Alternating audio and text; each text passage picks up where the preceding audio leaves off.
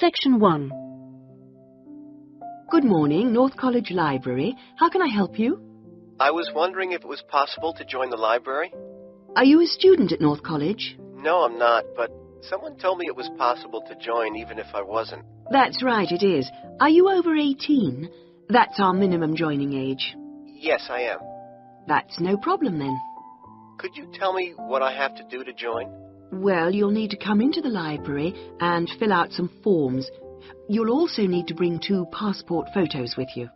We also need 2 documents for ID, so a driving license would be fine. I've got that. And what else? A credit card?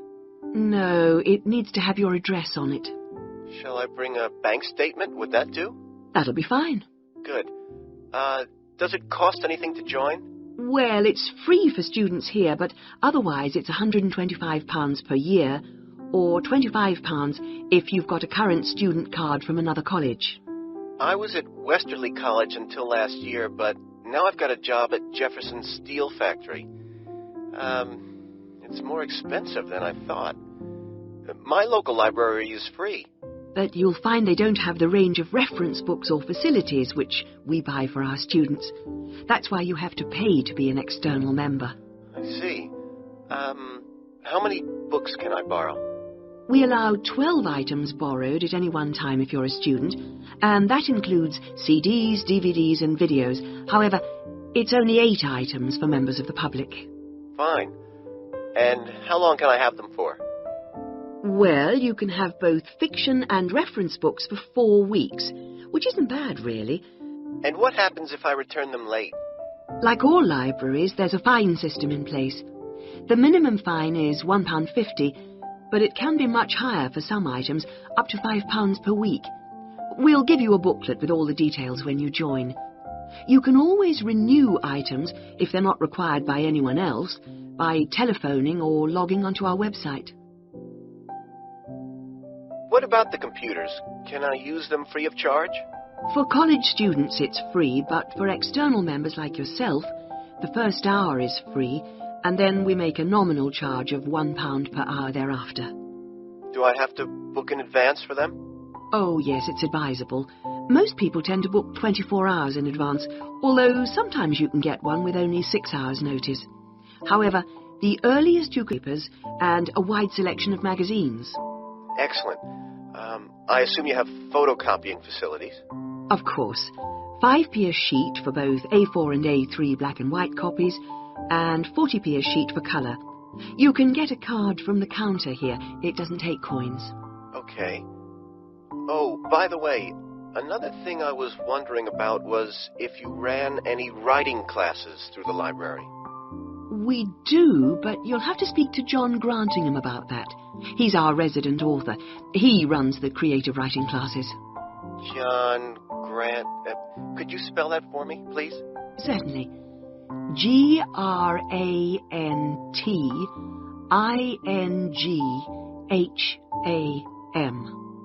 Are the classes here at the library? Yes, he's here on Thursday evenings. Oh, no, sorry, Friday. He's just changed it. You can contact him by emailing the library. Okay, right. Well, that's about all I need to know. Thank you. I'll be along later this week to join. Thanks. Bye. Section 2. My name's Dan Pearman, and I'd like to talk about the work of Pedal Power, a small charity based mainly in the UK. I'll be giving our contact details at the end, if anyone would like to find out more about how to support us.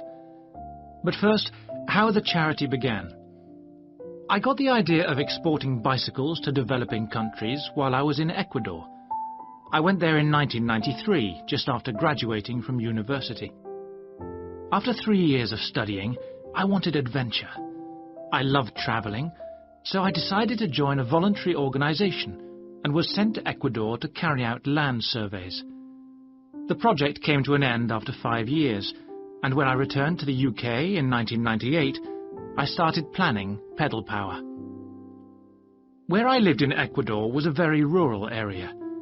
My neighbour had the only bicycle in the village, whereas everyone else walked everywhere. My neighbour's business was unusually successful. And for years I couldn't understand why. Then I realized having a bike meant he could get where he wanted to go without much trouble. Other local carpenters could only accept jobs in a 3-kilometre radius, so no matter how skilled they were, they could never do as many jobs as my neighbour. At Pedal Power, we collect second-hand bikes in the UK and send them to some of the poorest regions in the world. When we distribute bikes overseas, we don't give them away for free. We'd like to, but long-term that doesn't really help the local economy. The demand for bikes is enormous, which makes them very expensive locally. So we sell them for 5% of the normal price. But in order to continue operating, we need to have a constant supply of bikes which we send out every 6 months. One example of a town that's received bicycles from Pedal Power is Rivas. It was the first place I sent a full container of bicycles to. Most people there now own a bicycle. The local economy has developed so much you wouldn't recognize it as the same place. In fact, there are more bikes than on the streets of Amsterdam, if you've ever been there. But Pedal Power still needs your help. You may have read about some of our recent problems in the British media. In August 2000, we simply ran out of money. We had containers of bikes ready to send, but no money to pay the bills. It was a terrible situation. We managed to ensure the bikes went out on time, but the other problems carried on for several months. Fortunately, in October 2001, we won an Enterprise Award, which helped us enormously. We invested 15 of the £75,000 prize money to help secure our future. Winning the award helped raise our profile, and the money enabled us to pay all our shipping costs, which represent our greatest expense. Pedal Power changes lives. When someone gets a bicycle from us, they see a 14% increase in their income. We're currently looking to invest in computers so that our office staff can do an even better job. Because of our work, people in a number of countries now have a better standard of living. So far, we've provided 46,000 people with bikes. But we'd like to send more, at least 50,000 by the end of the year. Now, there are many ways in which you can support the work of Pedal Power, not just by taking a bike to a collection in your area. I should also like to say, if you do have a bike to donate, it doesn't matter what condition it's in. If we can't repair it, we'll strip it down for spare parts. Of course, to do that we always need tools, which are expensive to buy, so we welcome any that you can give. Also, you could help by contacting the voluntary staff at our offices. They'll be able to suggest activities you could organise to bring in funds for us. People do all kinds of things, including, of course, sponsored bike rides. Also, we're always interested to hear of other places that would benefit from receiving a consignment of bikes, and welcome suggestions from people who've been to developing regions on their travels. We hope that by talking on radio programmes like this, we will be able to raise public awareness, which will lead to government organisations also giving us regular financial support, something that we really need. If you'd like some more information about where to donate an old bicycle or offer help in other ways, please contact us. Section 3. Yes, it is. Well, the results were very good. Anything else? I also enjoyed visiting one of the British students we filmed. I'd never been inside a British home before. Okay, Christina, thanks. What about you, Ibrahim? What did you enjoy? Well, for me, it was a very good chance to get to know students who are on other courses, because everyone in our group is studying English, and we don't usually have much to do with the rest of the college. Yes, good. Do you think you'll maintain the contact now? Well, I hope so. I've invited 3 of them to have dinner with me next week. Great. If you haven't decided what to make yet, I can tell you they'll love trying Arab dishes. And, of course, it's good for your English, too. Christina, what did you find? What was the most useful aspect of the project from the point of view of the English practice? I think when we were being shown how to edit the film, we had to follow the instructions, and that was very good practice for me. And I also learned some technical words that I hadn't heard before. What about you, Ibrahim? What was the most useful for your English? It was listening to the British students, because they don't speak as slowly as most of the tutors on our course. I think they speak at natural speed, so it forces me to get used to it. And they use a lot of slang. So you learned some new words which will be useful? Yes. Good. I'm glad it helped. Well, we've talked a little bit about enjoyment and about language practice. Were there any other benefits? What else did you feel you'd learned from the project? Was it useful in other ways? Yes, well, firstly, I learned how to use a video camera. And also, I think I really learned a lot about working together with other people. I've never done anything with a group before, and we had to find ways of cooperating, and compromising, and sometimes persuading people when they don't agree with you. Yes, that is a very useful experience, I know. What about you, Ibrahim? Well, I think I learned a lot about how important editing is. When you're filming, you think that everything's going to be interesting, but in fact we cut around half of it in the end, and then it was much better. Good. Well, one last thing I'd like to ask. What mistakes do you think you, as a group, that is, made? I mean, to put it another way, if you had to do it all over again, is there anything you'd do differently? We didn't plan very well. For example, we didn't decide on dates when we'd complete each separate step of the project, and we should have agreed about that in the beginning, because we were always late with everything. Right. Anything else?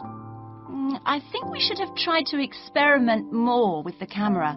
I mean, with angles and the focus and that kind of thing. So you should have been more ambitious. Do you agree, Ibrahim? Not really. In fact, I think we were too ambitious. We were inexperienced, and we didn't have a lot of time, and we tried to do too much, to make a long film. Next time I would make a shorter one and try to get the quality better. Well, that's very interesting. Next semester, we will be doing another video project, with a different content, of course, but you'll have an opportunity to put into practice what you've learned this time. Do you have any ideas about... Section 4. Tonight I'm going to talk to you about that remarkable continent, Antarctica. Remote, hostile, and at present uninhabited on a permanent basis. For early explorers, it was the ultimate survival contest. For researchers like me, it remains a place of great intellectual challenge, while for the modern tourist, it's simply a wilderness of great beauty. First, some facts and figures. Antarctica is a place of extremes, the highest, coldest, and windiest continent, and over 58 times the size of the UK. The ice cap contains almost 70% of the world's fresh water and 90% of its ice. But with very low snowfall, most of the continent technically falls unbelievably into the category of desert.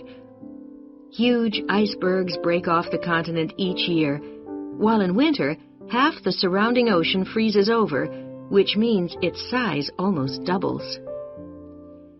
Research and exploration has been going on in Antarctica for more than 200 years and has involved scientists from many different countries who work together on research stations.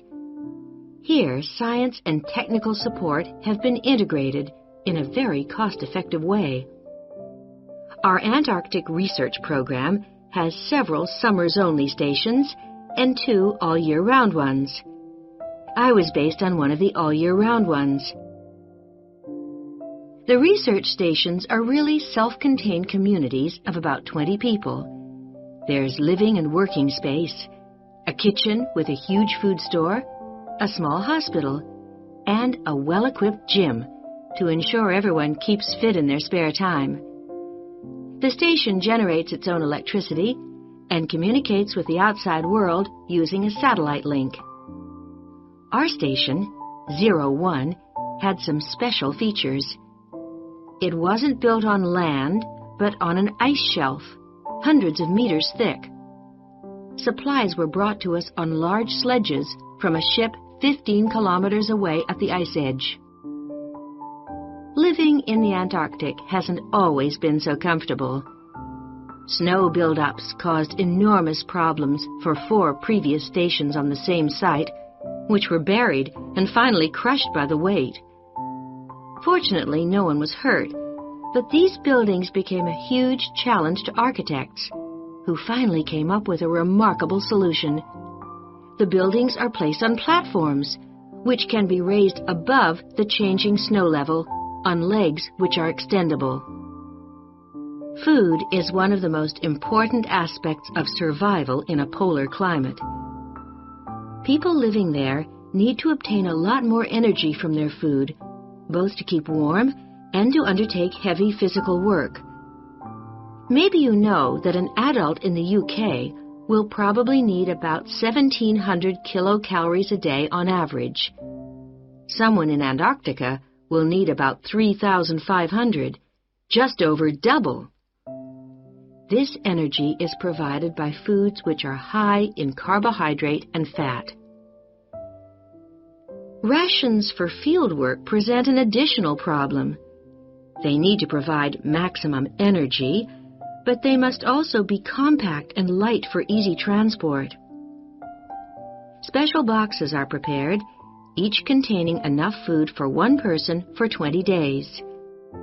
You may be familiar with coffee processed by freeze-drying, which preserves the quality of the food product while making a large saving in weight. Well, this type of presentation is ideal in our situation. It wasn't available to earlier polar explorers whose diet was commonly insufficient for their health. I think that being at the cutting edge of science has a special appeal for everyone working in Antarctica, in whatever capacity.